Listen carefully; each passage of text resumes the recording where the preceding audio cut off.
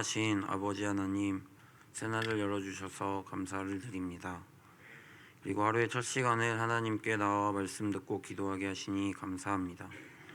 주시는 말씀대로 하루를 살아가게 하시고 말씀대로 살았을 때 누리는 은혜가 풍성히 열매 맺기를 원합니다. 사랑이 많으신 예수님의 이름으로 기도드립니다. 오늘 우리에게 주시는 하나님의 말씀은 마가복음 9장 2절에서 13절 말씀입니다. 마가복음 9장 2절에서 13절 말씀, 저와 교대로 교독하시겠습니다. 엿새 후에 예수께서 베드로와 야고보와 요한을 내리시고 따로 높은 산에 올라가셨더니 그들 앞에서 변형되사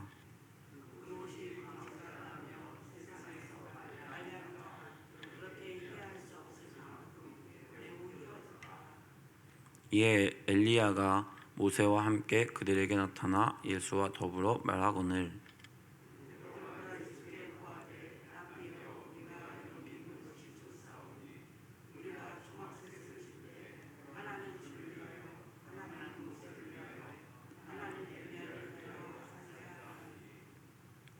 이는 그들이 몹시 무서워하므로 그가 무슨 말을 할지 알지 못함이더라.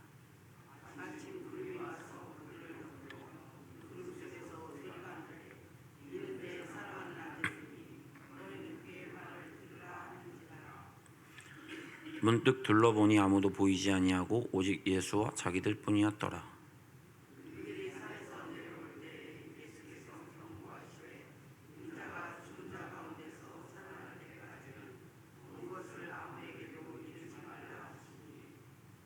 그들이 이 말씀을 마음에 두며 서로 문의하되 죽은 자 가운데서 살아나는 것이 무엇일까 하고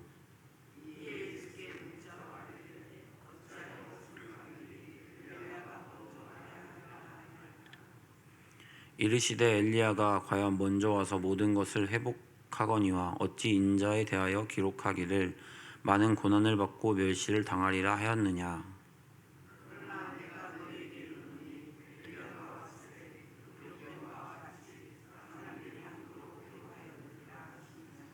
아멘. 할렐루야. 새벽 기도에 오신 여러분을 주님의 이름으로 축복합니다. 오늘 본문의 말씀을 잘 이해하기 위해서는 그 마가복음 8장 1절부터 이어서 한번 묵상해 보시고 읽어 보시면 오늘 본문을 이해할 때 도움이 될 것 같습니다. 8장 1절부터 10절까지는 그 4,000명을 먹이신 사건, 그 칠병이어 사건이 나타납니다. 제자들은 오병이어 사건을 6장에서 이미 경험했음에도 불구하고 비슷한 반응으로 예수님께 나아옵니다. 11절부터 13절의 말씀은 4,000명을 먹이신 사건을 보았음에도 불구하고 바리새인들이 예수님께 나와 표적을 구하는 사건이 나타납니다. 아마 이들은 예수님께서 다른 기적을 보여주셨을지라도 예수님을 하나님의 아들이라는 것을 믿지 않았을 것입니다.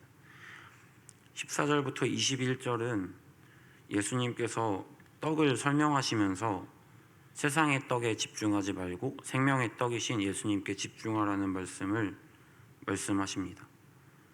그러나 역시 제자들은 예수님께서 무엇을 말씀하시는지 잘 이해하지 못합니다. 22절부터 25절은 벳세다에서 그 맹인을 고쳐주시는 사건이 등장합니다. 예수님께서 2번에 걸쳐서 안수하시고 그 맹인의 그 병을 낫게 하시는데요. 이것은 그 제자들의 믿음의 도약을 위해 행하셨던 기적입니다. 제자들이 예수님을 믿고 따랐지만 그리고 기적을 맛보고 예수님의 말씀을 들었지만 예수님의 하나님의 아들이신 것을 알고는 있었지만 그들에게는 다른 마음을 품고 있었던 것을 예수님께서 아시고 2번에 걸쳐서 안수하시고 기적을 베풀으셨던 것입니다. 26절부터 30절 말씀은 예수님께서 제자들을 빌립보 가이사랴 지역으로 데려가십니다. 성경 읽어진의 그 전문 강사 스쿨에서 한 달 동안 합숙하면서 그 성경의 전반적인 것들을 배웠을 때 이 부분을 굉장히 중요하게 다룹니다. 왜냐하면 예수님께서 그 빌립보 가이사야 지역에서 그 제자들을 데려가서 특별 제자 훈련을 하셨다는 것을 말씀하시기 때문입니다. 그 빌립보 가이사야 지역은 로마의 그 신전이 있었던 지역인데 그 돌 벽에 돌로 깎은 신전이 있었던 곳입니다.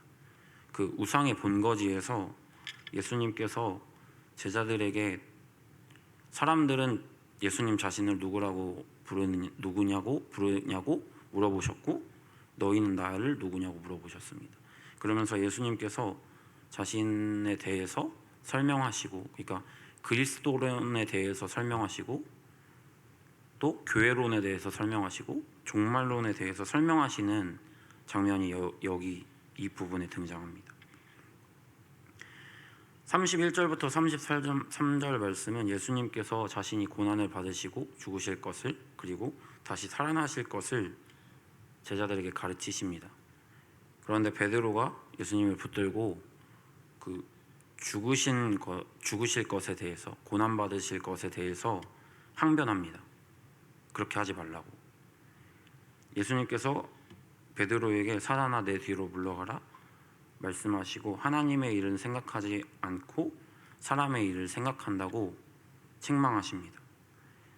34절부터 9장 1절은 예수님께서 우상의 본거지 가이사랴 빌립보에서 자신이 누구인지를 설명하시고 앞으로 벌어질 일들에 대해서 제자들에게 설명하십니다. 그리고 십자가의 길을 가는 것에 대해서 설명하시고 가르치십니다. 그리고 나서 오늘 본문인데요. 예수님께서 제자들을 데리고 다니시면서 굉장히 많은 기적들을 행했습니다. 막 죽은 사람이 살아나기도 하고 병든 자들이 예수님 옷자락을 만졌는데 그냥 회복되기도 하고 5,000명을 먹이셨고 4,000명을 먹이셨고 5,000명, 4,000명은 그 장정만 기록되었기 때문에 여자분들과 아이들과 노인들을 합하면 그 4배, 3배에서 4배 되는 인원을 예수님께서 먹이신 사건입니다. 떡을 떼는데 계속 새로운 빵이 나타나는 것. 그런 것들을 눈앞에서 보았음에도 불구하고 또 그것과 동시에 예수님의 그 말씀을 제자 훈련했음에도 불구하고 여전히 제자들은 예수님의 의도를 파악하지 못하고 자기 해석이 있었던 것 같습니다. 2절 읽겠습니다. 시작. 엿새 후에 예수께서 베드로와 야고보와 요한을 데리시고 따로 높은 산에 올라가셨더니 그들 앞에서 변형돼서. 엿새 후에 예수께서 베드로와 야고보와 요한을 데리시고 따로 가셨습니다. 제자들이 있는데 베드로와 야고보와 요한을 따로 데려가신 이유는 예수님께서 그들을 특별히 여기셨던 것 같습니다. 그래서 따로 데리고 높은 산으로 올라가기 시작한 것입니다. 그 당시에 사람들이 산을 어떻게 생각했나는 잘 모르지만 구약의 산에서 굉장한 그 기적과 같은 신비로운 일들이 많이 있었거든요. 모세도 산에 올라가서 하나님을 만났고 십계명을 가지고 내려왔고 그런 것들을 잘 읽었던 그 구약의 그 제자들은 아마 산으로 올라가는 것에 대해서 굉장히 기대함이 있었을 것입니다. 그리고 예수님이 우리들만 데리고 올라간다는 것에 대해서 더 기대하는 마음과 설레는 마음이 있었을 것 같습니다. 어디까지 산에 올라갔는지는 알 수 없지만 아마 사람들의 인적이 없는 곳에 곳까지 올라가셨던 것 같습니다. 굉장히 설레는 마음과 기대하는 마음으로 예수님 뒤를 졸졸 따라갔겠죠. 그런데 어느 정도 산에 올라가니까 예수님이 갑자기 변형되는 것입니다. 저도 이것을 경험한 적이 없어서 이걸 어떻게 설명하면 좋을까를 생각해 봤을 때 그 마술사들이 마술을 할 때 눈 깜짝할 사이에 눈 깜짝하지도 않았는데 옷이 이렇게 막 바뀌는 마술을 하는 마술사들이 있거든요. 그것만 봐도 굉장히 깜짝 놀라고 신기해요. 그런데 예수님께서 갑자기 그 변형하시는 거예요. 3절 같이 읽겠습니다. 시작. 그 옷이 광채가 나며 세상에서 빨래하는 자가 그렇게 희게할 수 없을 만큼 매우 희어졌더라. 지금은 하얀색이 되게 깨끗하다라고 우리는 알고 있지만 그 와이셔츠를 세탁소에 맡겼다가 찾아올 때 굉장히 하얗거든요. 그리고 좀 약간 반짝반짝거리기도 하고 굉장히 하얀데 우리는 지금 그 하얀색이라고 하면 얼마나 하얀 것인지 잘 알지만 이 당시 사람들은 굉장히 꼬질꼬질했을 것 같습니다. 하얀색 깨끗하다라고 느껴졌을까? 이 당시 제자들의 모습은 당연히 거의 뭐 노숙하시는 분들의 모습과 같지 않았을까? 뭐 머리 당연히 감지 않았을 것이고 옷도 이거 언제 빨았나 하는 것 같은 냄새도 났을 것이고 굉장히 꼬질꼬질했을 것입니다. 그런데 갑자기 예수님께서 변형하시면서 옷이 광채가 나고 세상에서 빨래하는 자가 그렇게 희게할 수 없을 만큼 매우 희어졌다고 기록되어 있습니다. 굉장히 하얗게, 그리고 제 개인적인 생각에는 안개가 자욱했을 것 같고 무슨 막 하얀색 연기도 났을 것 같고 광채가 났다는 것은 이렇게 굉장히 환했다는 건데 뭐 이런 느낌의 여기 라이트가 저에게 이렇게 오는데 이런 느낌의 예수님이 변형되셨던 것들을 봤던 것 같습니다. 이것만 봐도 제자들이 굉장히 깜짝 놀라서 자빠졌을 것이고 무서워 떨었을 것입니다. 그런데 거기에 4절 같이 읽겠습니다. 시작. 이에 엘리야가 모세와 함께 그들에게 나타나 예수와 더불어 말하거늘. 여기서 엘리야와 모세의 형상이 나타나 예수님과 이야기를 나눕니다. 세 명의 제자들은 아마 그게 진짜 눈앞에서 벌어지고 있는 것인지 꿈을 꾸고 있는 것인지 환상을 보고 있는 것인지를 몰랐을 것이고 굉장히 깜짝 놀랐을 것입니다. 5절 같이 읽겠습니다. 시작. 베드로가 예수께 고하되 랍비여 우리가 여기 있는 것이 좋사오니 우리가 초막 셋을 짓되 하나는 주를 위하여 하나는 모세를 위하여 하나는 엘리야를 위하여 하시나이다. 베드로는 예수님께서 변형하신 모습과 모세와 엘리야의 등장을 보고 하나님의 나라가 임했다고 믿습니다. 구약에 그 정통했던 유대인들은 태어난 지 얼마가 되지 않아서 모세 오경을 암기합니다. 목사님께서 설교 중에 가끔 말씀하셨던 그 이지용 목사님이 그 신학교에 들어가기도 전에 이미 100독 이상을 하셨다고 말씀하셨습니다. 그리고 제주도에서 그 열방대학에서 성경연구학교를 오랫동안 배우셨고 가르치셨고 그리고 스위스 로잔에 가셔서 그 성경연구학교를 개척하셨거든요. 혼자 가셔서 제자들을 키우시고 제자들이 그 말씀을 전하고 가르칠 수 있을 때까지 도와주셨던 분이십니다. 그분이 언제 한 번은 뉴욕에서 유대인 랍비들이 모인 곳에서 그분을 초청해서 유대인들 앞에서 구약에 정통한 그 랍비들 앞에서 레위기 강해를 할 기회가 있었다고 합니다. 그때 레위기 강해니까 이종 목사님은 성경이 정통했지만 성경을 다 암기하진 않으셨기 때문에 성경책을 가지고 갔겠죠. 근데 그 랍비들은 성경책을 가진 사람이 아무도 없었다고 합니다. 이종 목사님의 설교를 성경 봉독을 하기 위해서 성경책을 펴고 로마서를 같이 읽자고 했는데 그들이 암기해서 레위기를 암기했다고 합니다. 그 정도로 유대인들은 그 모세오경 그리고 레위기를 굉장히 잘 알고 있었을 것입니다. 구약에 정통했던 아마 베드로는 그리고 제자들은 모세와 엘리야가 오면 이 땅에 하나님의 나라가 임할 것을 알았을 것입니다. 그리고 읽었을 것이고 계속해서 원했을 것입니다. 이 당시는 그 로마 식민 치하에 있었기 때문에 유대인들은 빨리 선지자가 나타나서 우리를 구원해 줄 거라는 어떤 확신에 대한 그 믿음에 대한 것들이 있었습니다. 그런데 예수님이 갑자기 변형하시고 모세와 엘리야의 모습이 형상이 나타나서 예수님과 교제하는 것들을 본 제자들은 여기에 하나님의 나라가 임했다라고 했던 것 같습니다.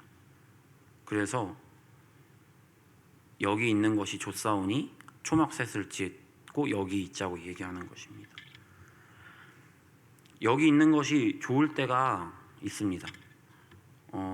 집중해서 하나님을 만나는 자리, 그리고 예배 때 아니면 수련회 때 집중해서 하나님과 깊은 교제에 들어가면 여기 있는 것이 좋습니다. 그래서 다시 내려가고 싶지 않을 때가 있습니다. 매일매일 하나님과의 교제가 그러해야겠지만 저에게도 몇 번 여기 있는 것이 좋아, 내려가고 싶지 않아 할 때가 있었던 것 같습니다. 첫 번째는 신학대학 당시에 그 초창 개강을 하고 시간이 얼마 지나지 않으면 다른 과들은 막 술을 짝으로 실어가지고 MT를 가거든요. 근데 저희 신학과들은 성경책 가지고 영성수련회 갑니다. 그 2박 3일 내내 그 청소년 캠프나 청년 캠프를 가면 중간중간에 그 재밌는 시간이 있거든요. 게임하고 이런 시간이 있는데 신학과 영성수련회는 그런 것도 없습니다. 그냥 말씀 읽고 설교 듣고 찬양 드리고 기도하고 그 시간밖에 없거든요. 2박 3일 동안. 그러면 처음에 들어갈 때는 굉장히 지루할 것을 기대하지만 막상 들어가서 깊은 교제 가운데 들어가고 기도하고 하나님의 말씀을 배우기 시작하면 거기 있는 것이 굉장히 좋습니다. 제가 기억하기로는 2학년 개강을 하고 2학년 1학기에 갔던 영성수련회에서 내려올 때쯤 되었을 때 집에 가고 싶지 않았던 것 같습니다. 그곳에서 계속 하나님 말씀 듣고 예배 드렸으면 좋겠다라고 생각했던 것 같습니다. 그리고 전 DTS에 가서 하나님을 인격적으로 만났는데 거기 안에서 사람들과의 관계는 굉장히 불안했고 안 좋았음에도 불구하고 하나님과의 깊은 인격적인 교제로 들어가면서 거기 있는 것이 굉장히 좋았습니다. 그래서 부모님에게도 어디 가지 않고 여기에서 한 2년 정도 있었으면 좋겠다라고 이야기했던 것 같습니다. 어쩌면 우리 교회 생활이 여기가 좋사오니와 같아야 된다라고 생각합니다. 성도들이 함께 모여 예배드리고 교제하고 떡을 뗄 때 여기 너무 좋다, 집에 가기 싫다라는 어떤 모습이 우리 가운데 있어야 합니다. 세상은 온갖 이익이 되지 않고 손해보는 일이 있으면 버려지기도 하고 비난을 받기도 합니다. 그런데 성도들이 교회에 모이기만 하면 서로를 하나님의 관점으로 바라보고 격려하고 칭찬하고 안아주고 사랑해야 합니다. 그래서 교회를 생각할 때 또는 목장을 생각할 때 그곳에 가면 우리가 받을 수 없었던 위로를 받고 사랑을 받아 그리고 하나님의 사랑을 경험할 거야 라는 믿음이 있어야 되고 확신이 있어야 합니다. 믿지 않았던 사람들이 전도되어 오면 이곳에서 세상에서는 받지 못했던 사랑을 받아야 합니다. 교회 공동체에 들어오기만 하면 또는 교회 다니는 성도를 만나고 접하기만 하면 그 하나님의 사랑을 경험해야 합니다. 하나님의 관점으로 바라보는 것이죠. 그러면 제자들이 예수님과 모세와 엘리야를 보고 하나님의 나라가 임한 것이라고 여기고 여기가 좋사오니 했던 것처럼 우리 가운데 그런 은혜가 우리 가운데 있을 것입니다. 하나님의 나라는 천국에 가야만 맛보는 것이 아니라 우리 가운데 이루어져야 하는 것입니다. 그것은 우리가 먼저 하나님의 풍성하신 사랑을 경험해야 합니다. 죄인된 우리를 자녀 삼아 주신 것을 머리로만 알지 않으시고 마음으로 경험하셔야 합니다. 말씀을 읽고 마음에 새기는 것, 그리고 말씀을 읽으면서 매일매일 깨달아서 하나님의 사랑을 알아가는 것 굉장히 중요하지만 하나님 살아계시거든요. 살아계시다는 것은 만날 수 있다는 것입니다. 만나서 교제하고 인격적인 교제를 할 수 있다는 것입니다. 성도의 교제를 하다 보면 서로 공감하게 되고 위로하게 되고 배려하게 되죠. 그런 것처럼 살아계시기 때문에 우리와 그 인격적인 관계를 하실 수 있는 것입니다. 사람은 경험되어진 것에 영향을 받습니다. 그 상담학에서는 그렇게 말하는데요. 알코올 중독자 아버지 밑에서는 자녀에게 그 알코올 중독자의 그 모습이 전해질 확률이 97%라고 합니다. 그 자녀가 알코올 중독자가 되진 않을 수 있지만 그 알코올 중독자의 성격이 전해진다고 합니다. 만약 우리가 하나님의 그 풍성하신 사랑, 인격적인 사랑을 경험하면 우리가 그렇게 되어질 것입니다. 깊어지고 하나님의 사랑을 계속해서 알게 될수록 우리는 하나님의 성품에 가까워질 거고 하나님의 성품을 닮아갈 것입니다. 저는 예수님께서 하신 말씀 가운데 어린아이가 내게 오는 것을 금하지 말라고 말씀하셨던 것을 굉장히 좋아합니다. 어린아이라는 것은 마음에 절제가 없는 상태입니다. 아이를 키워보셨으니까 잘 아시겠지만 슈퍼에 가거나 장난감이 많은 곳에 가면 아이들은 이거 사달라고 하고 떼를 씁니다. 그 자리에 눕기도 하고 하죠. 예수님께서는 아마 그 상태에 있는 어린아이를 말씀하신 것 같습니다. 그리고 그런 어린아이와 같은 마음으로 자신에게 찾아올 것을 저희에게 말씀하고 계신 것입니다. 예수님 앞에서 떼를 쓰는 것, 떼를 쓰면서 예수님께 간절히 간구하고 하는 것에 대해서 예수님께서는 그것을 믿음이라고 말씀하십니다. 물론 저희가 기도하는 것을 모두 얻는 것은 아니지만 예수님께서 우리에게 기도하는 우리에게 주실 것들은 주시지만 그렇지 않을 것에 대해서는 마음의 평안을 주신다는 것을 믿습니다. 하나님의 성품을 경험하실 때 어린아이와 같은 마음으로 나아가셔야 합니다.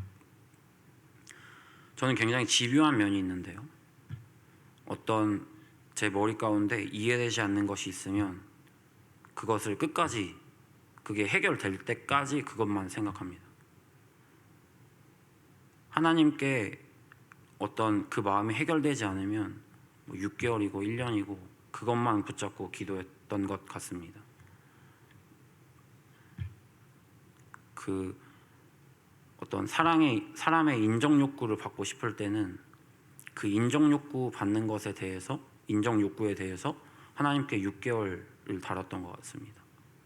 6개월을 다뤘더니 6개월 후에 하나님께서 저에게 깨닫게 하실 때 뭐라고 깨닫게 하셨냐면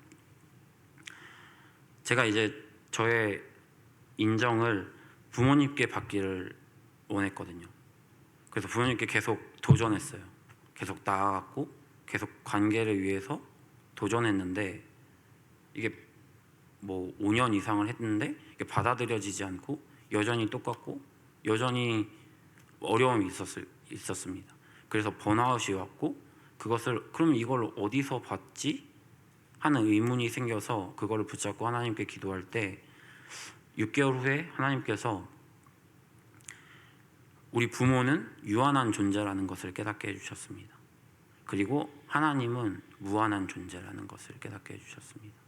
우리 부모는 어느 특정된 곳에 있지만 하나님은 어디에나 계시고 언제나 내 마음속에 계신다는 것을 깨닫게 해주셨습니다. 그리고 인정받고 싶은 마음이 있을 때 하나님께 나아오라는 마음을 주셨습니다. 그러면 내가 언제든지 인정해 줄게 라고 말씀하셨던 것 같습니다. 그 깨달음이 있고 나서 부모님과의 관계가 회복되었던 것 같습니다. 성도님들 가운데 마음에 소원하는 어떤 하나님의 성품의 모습이 있다면 어린아이와 같은 모습으로 그것이 마음에 찾아올 때까지 하나님께 구하셨으면 좋겠습니다. 하나님은 그것을 믿음이라고 말씀하십니다.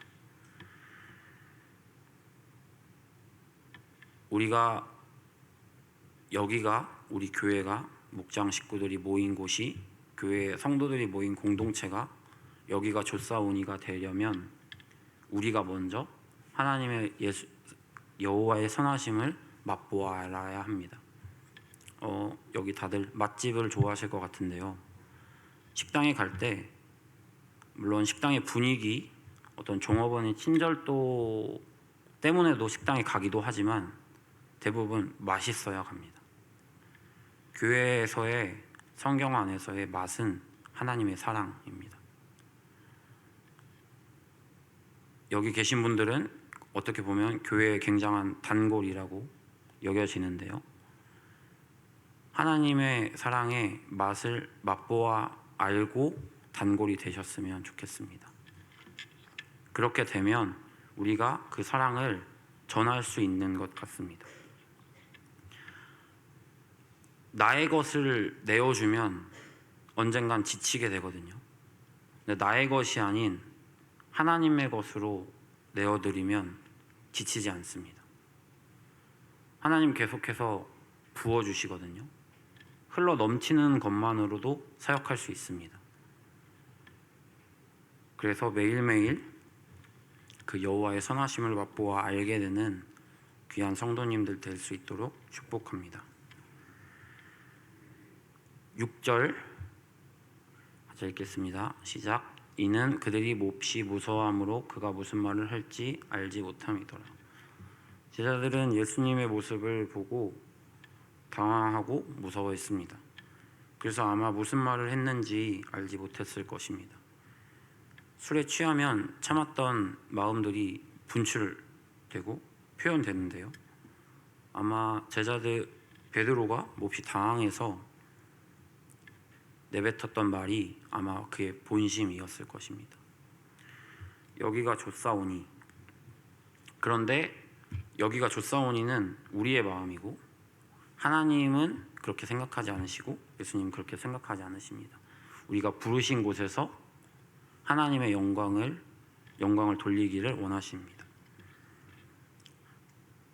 하나님을 만나고 깊은 교제로 들어가는 것은 너무 좋은 일이고 매일매일 행해져야 되는 일이지만 우리는 부르신 목적에 합당한 삶을 살아야 합니다.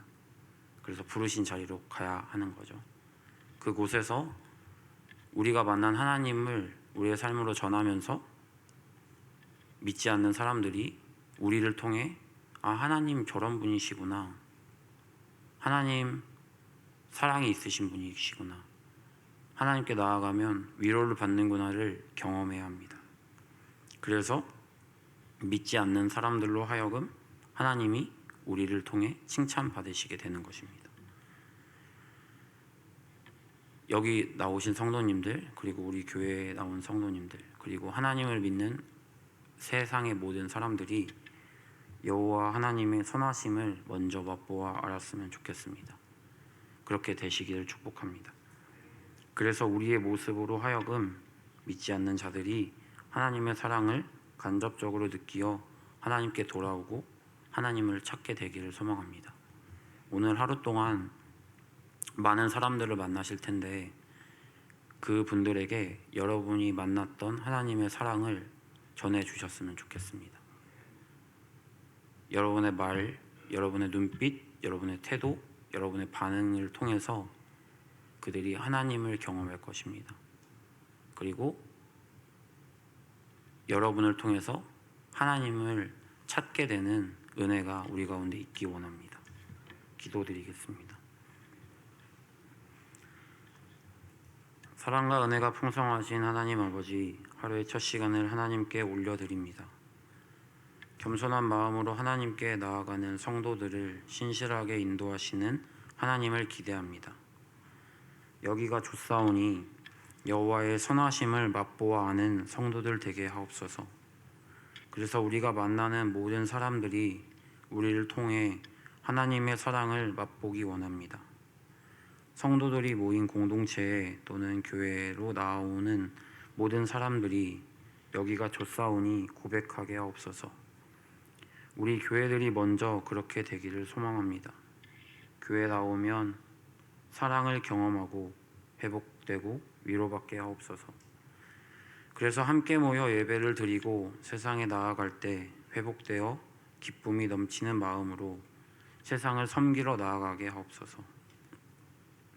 노력하여 얻어지는 사랑이 아니라 구할 때 사랑을 풍성하게 깊이 있게 경험하게 하셔서 하나님의 말씀을 듣고 싶어지게 하시고 집중해서 깊은 교제로 나아가게 하옵소서. 오늘 하루도 온전히 하나님의 음성에 귀를 기울여 순종하며 따라가는 하루 되게 하옵소서. 사랑과 은혜가 풍성하신 예수님의 이름으로 기도드립니다. 아멘.